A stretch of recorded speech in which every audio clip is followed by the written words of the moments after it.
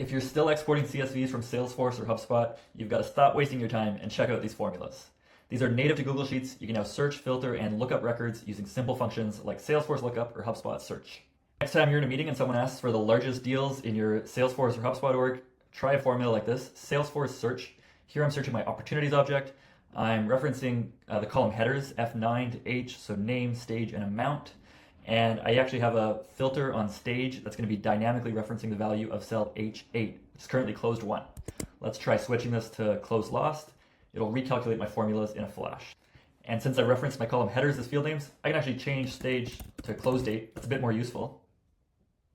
And don't worry if you're on HubSpot, you can do the exact same thing. Very similar formula here. Let's try changing this one. Let's say I only want deals where the amount is less than $4,000. Hit enter. It's just way too easy. Okay, we'll scroll down to some lookup examples. Here I have a list of email addresses. Maybe I collected at an event.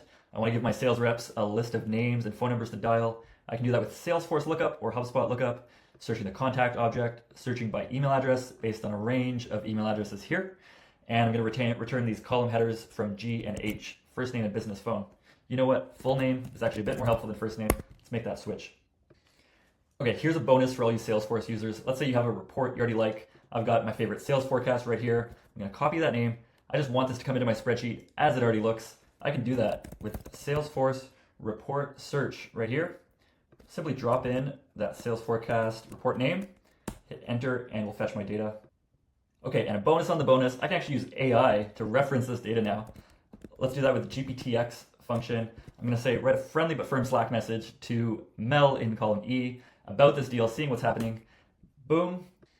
I've got an easy message to copy over to Slack. That's all. These are native Google Sheets formulas, no more exports, and they work with both HubSpot and Salesforce. Try them out today.